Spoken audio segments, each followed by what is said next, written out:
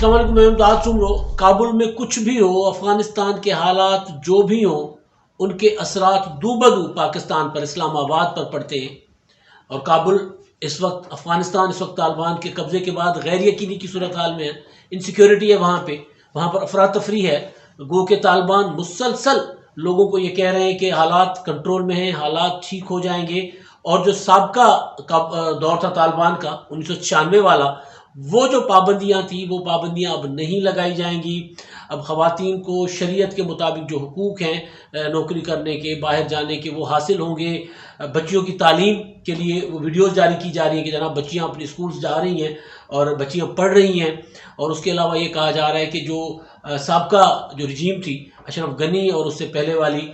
جو کرزئی والی، اس حکومتوں میں جو لوگ شامل رہے ان کو بھی کچھ نہیں کہا جائے گا۔ شمالی اتحاد ہو گیا، پنجشیر میں جو کا محاذ ہے وہاں پر بھی امن کی دعوت دی گئی کہ جناب آئیں مذاکرات کریں، اور اگر مذاکرات نہیں ہوں گے تو اس کے بعد پھر پنجشیر کے حوالے سے بھی کہا گیا کہ جناب وہاں پر پھر طالبان طاقت کا مظاہرہ کریں گے، پھر وہ چھین لیں گے پنجشیر بھی۔ تو وہ ایک رویہ بدلا رویہ، بدلی صورتحال، لیکن اس کے باوجود وہاں جو افغانستان کے اندر سے چیزیں سامنے آ رہی ہیں اس کو ریفلیکٹ ہو رہی ہیں۔ افغانستان کے جو کابل کا جو ایئرپورٹ تھا، انٹرنیشنل ایئرپورٹ، کہ لوگ وہاں سے نکلنے کے لیے، وہاں سے لوگ سمجھ رہے ہیں کہ افغانستان ان کے لیے محفوظ نہیں ہے، جو لوگ سمجھ رہے ہیں۔ ظاہر سارے کے سارے وہ کروڑوں لوگ بستے ہیں وہاں پر، کوئی 60 لاکھ سے زائد آبادی کا شہر ہے افغانستان، تو اس میں سے افغانستان ایئرپورٹ پر 20-25-30 ہزار لوگ ہر وقت موجود رہتے کہ جی کسی صورت باہر نکل جائیں یہاں سے، اب یہاں زندگی تنگ ہو جائے گی۔ تو وہ جو حالات تھے، وہ جو وہاں پر افغانستان میں اس کے اثرات ظاہر پاکستان پر آنے تھے۔ پہلے تو یہ سمجھا گیا تھا کہ شاید طالبان کے قبضے کے فوراً بعد وہاں سے ایک ریلا آئے گا پاکستان کی طرف، جس طرح 1996 میں ہوا، جس طرح اس سے پہلے، کیونکہ ہم پہلے بھگت چکے ہوئے، جس طرح اس سے پہلے سوویت یونین کے قبضے کے وقت ہوا، جس طرح اس سے پہلے امریکہ کے انخلاء کے وقت ہوا۔ یعنی جب سوویت یونین کا قبضہ ہوتا ہے تب بھی افغانیوں کا ایک جو وہاں سے حالات سے تنگ لوگ، جو خانہ جنگی شروع ہوتی ہے وہاں پہ، اس سے تنگ لوگ پاکستان کا رخ کرتے ہیں۔ اس کے بعد جب سوویت یونین وہاں سے نکل جاتا ہے اور امریکہ بھی سوویت یونین کو شکست کا اعلان کر کے انخلاء کر دیتا ہے وہاں سے، تو اس کے بعد جب مجاہدین وہاں پر کنٹرول کرنے کی کوشش کرتے ہیں، مجاہدین، شمالی اتحاد، مختلف گروپس آپس میں لڑتے ہیں، تو بھی دوبارہ ایک ریلا پاکستان کی طرف آتا ہے افغانیوں کا۔ اور پھر جب 9/11 ہوتا ہے، یعنی پھر طالبان کا قبضہ ہوتا ہے، پھر یہی صورتحال ہوتی ہے تیسری چوتھی بار۔ اور پھر جب 9/11 ہوتا ہے تو بھی یہی صورتحال ہوتی ہے کہ پاکستان کی طرف افغانی پناہ گزین، افغانی مہاجرین، کیونکہ اور کوئی بارڈر ان کو قبول کرنے کو اس طرح تیار نہیں ہے، یا کچھ جو پڑوسی ممالک ہیں وہاں کچھ جاتے ہیں، لیکن زیادہ جو ہے وہ ہماری طرف تھا افغانیوں کا۔ ان کو یہاں پر سہولیات بھی زیادہ ملی، ان کو یہاں پر آ کر کسی قسم کی تنگی بھی نہیں ہوتی، تو اسی وجہ سے پاکستان میں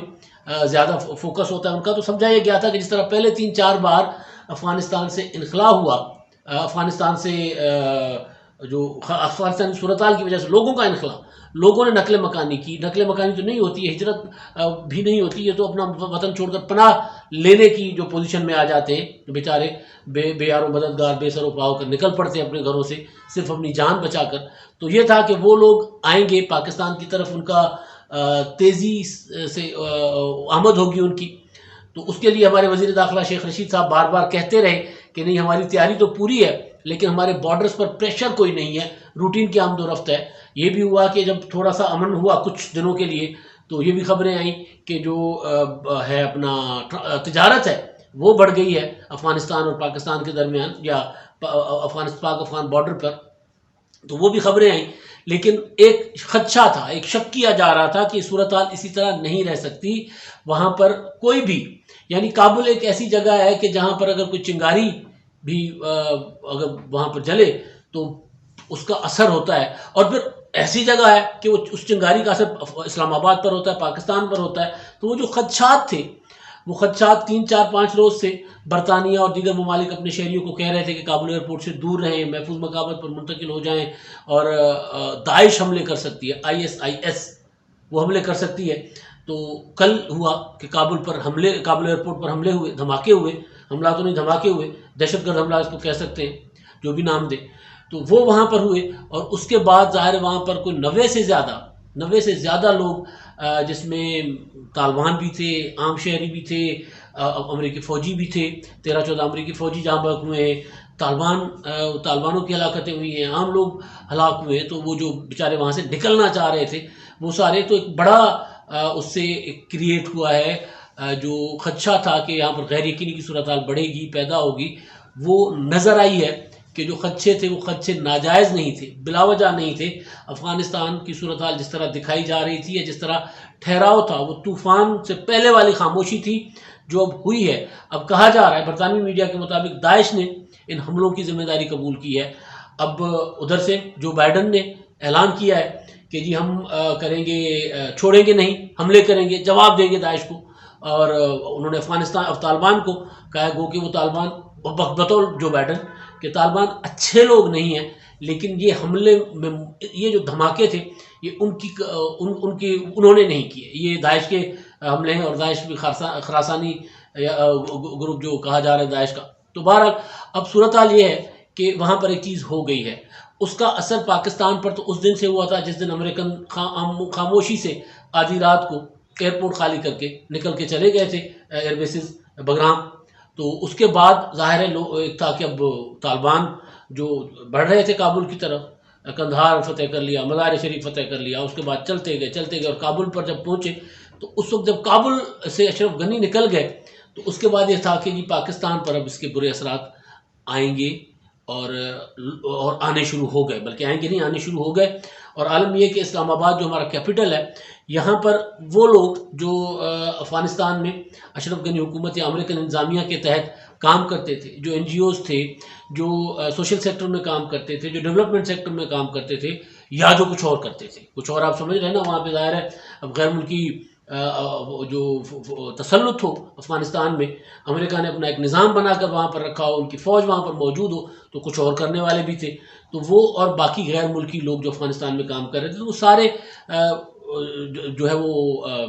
نکلنا چاہ رہے تھے۔ اور آپ نے دیکھا تھا کہ پچھلے دنوں پی آئی اے کی پروازوں کے ذریعے ان کو لایا گیا اسلام آباد، انخلا ہوا، جتنوں کو ممکن ہو سکا پی آئی اے کی پروازیں چلا کر، تو اسلام آباد پر دباؤ تو آ گیا تھا، وہ فوراً آ گیا تھا۔ اب جو کل دھماکے ہوئے وہاں پر، ان دھماکوں کے بعد اب صورتحال یہ ہے کہ پہلے اسلام آباد کے ہوٹلوں میں کمرے نہیں ملتے تھے ایڈوانس بکنگ کے علاوہ، یا پھر آپ مطلب کھپے پورا کا پورا شہر پھر لیں، کہیں آپ کو ملے کمرہ، اگر ورنہ یہ تھا کہ جناب ہاؤس فل، جس ہوٹل میں جو ریسیپشن سے پہلے ہی کہا جاتا تھا ہاؤس فل کیا پارکنگ فل، کوئی ایسی جگہ نہیں تھی شہر کا، کوئی ایسا ہوٹل، کوئی گیسٹ ہاؤس، کوئی کہیں پر بھی جگہ نہیں مل رہی تھی۔ اب یہ ہوا ہے کہ اب کیونکہ مزید لوگ وہاں سے آ رہے ہیں دھماکے کے بعد، تو حکومت پاکستان کو صورتحال سمجھ آ گئی ہے کہ جو ہمارے اوپر پریشر آنا تھا، وہ جو بعد میں آنا تھا، اب وہ تیزی سے آنا شروع ہوا ہے۔ تو اس کے لیے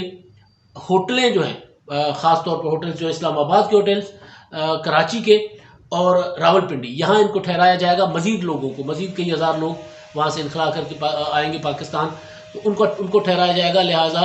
جو مقامی لوگ ہیں ان کے لیے ایک حکم نامہ جاری کیا گیا ہے کہ مقامی لوگوں کو اسلام آباد کے ہوٹلوں میں آئندہ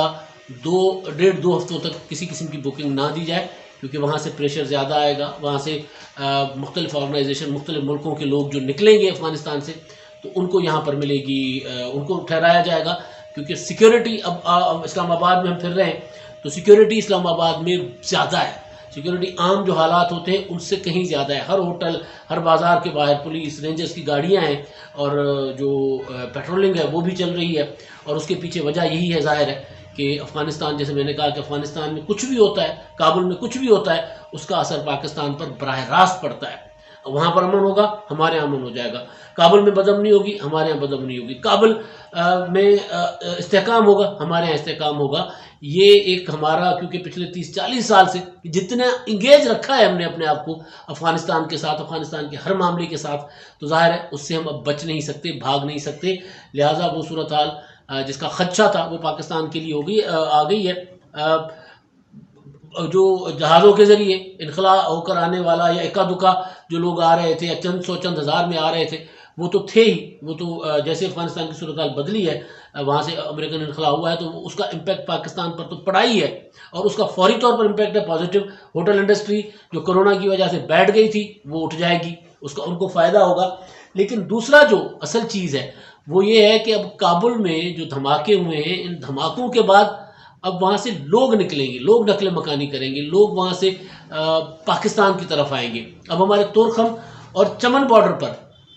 زیادہ سنگین صورتحال ہے، وہ جو شیخ رشید صاحب کہہ رہے تھے کہ ہمیں وہاں کسی قسم کے دباؤ کا سامنا نہیں ہے، وہاں پہ وہی معمول کے جو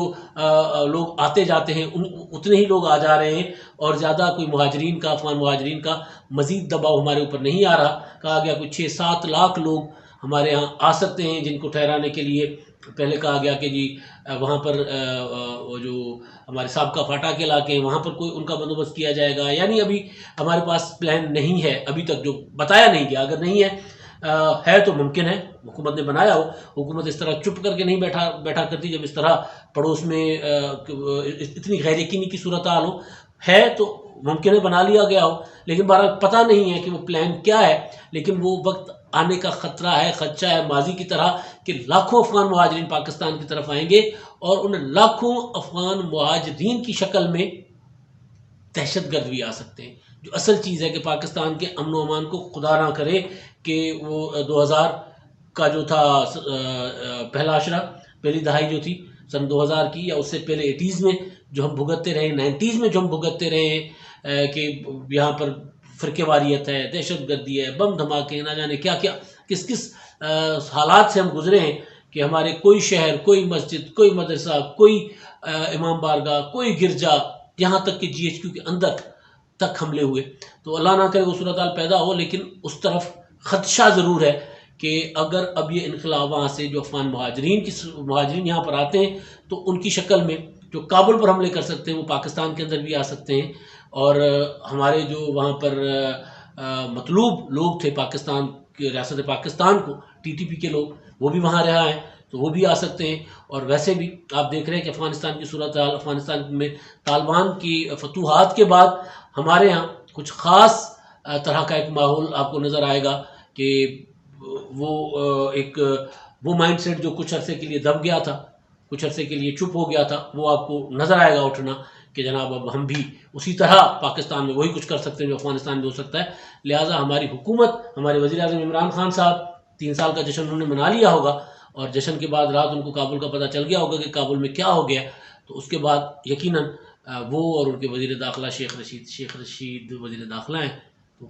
ان کے لیے ہی تو توقع کی جا سکتی ہے، یا پھر ہمارے دوسرے ادارے جو ہیں وہ ظاہر ویجیلنٹ رہتے ہیں، وہ کوئی جامع پالیسی بنائیں گے کہ اگر ہمارے اوپر افغانستان کی صورتحال کا امپیکٹ تیزی سے آتا ہے، جس تیزی سے اب آئے گا، کیونکہ وہاں پہ اب جو حالات ہیں ایک دھماکے کے بعد اب وہ نہیں نظر آ رہا کہ وہاں پہ رکے گی صورتحال۔ بائیڈن نے بھی کہہ دیا ہم حملے کریں گے، ہم نہیں چھوڑیں گے، تو اس کا ریئیکشن آئے گا۔ ظاہر ہے اگر افغانستان میں موجود ہے جو داعش، تو وہ وہاں افغانستان میں ہی کچھ کریں گے، امریکہ تو بہت دور ہے، تو اس کے بعد پاکستان پاس ہے، تو اس کا اثر امریکہ کے اوپر نہیں پڑے گا۔ امریکہ کے اوپر زیادہ سے زیادہ یہ ہوگا کہ جس طرح کل ہوا ہے، وہاں پہ ان کے فوجی جو ہے وہ ہلاک ہوئے، جو موجود ہوں گے سرزمین پر افغانستان میں۔ ہم کیونکہ بالکل ساتھ ہیں، پڑوس میں ہیں، ہمارے یہاں ان کے سپورٹر بھی بیٹھے ہوئے ہیں، ہمارے یہاں ان کے ذہنیت رکھنے والے، سوچ رکھنے والے لوگ بھی بیٹھے ہوئے، لہٰذا ہماری جو تیاری وہ کیا ہے، ہمارا وہ سب سے بڑا سوال ہے جو میں پہلے دن سے اٹھاتا آ رہا ہوں، کہ ہمارا نیشنل ایکشن پلان پر عمل درآمد کی کتنی نیت ہے، پارلیمنٹ کو اس پہ اعتماد لینے کی کتنی نیت ہے۔ ابھی تو کچھ نظر نہیں آ رہا، لیکن توقع یہ کی جا سکتی ہے حکومت سے کہ حکومتیں جیسی بھی ہوں، لیکن بہرحال وہ نہیں چاہیں گی کہ ملک میں امن و امان خراب ہو، لہٰذا توقع یہ کی جا سکتی ہے کہ فوری طور پر انگیج کریں گے، دنیا کو انگیج کریں گے، اور خاص طور پر اپنے لوگوں کو انگیج کریں گے، اور اپنے ملک میں امن و امان برقرار رکھنے کے لیے جو نیشنل ایکشن پلان ہے اس پر عمل درآمد تیز کریں گے۔ اب تک کے لیے اتنا ہی، اللہ حافظ۔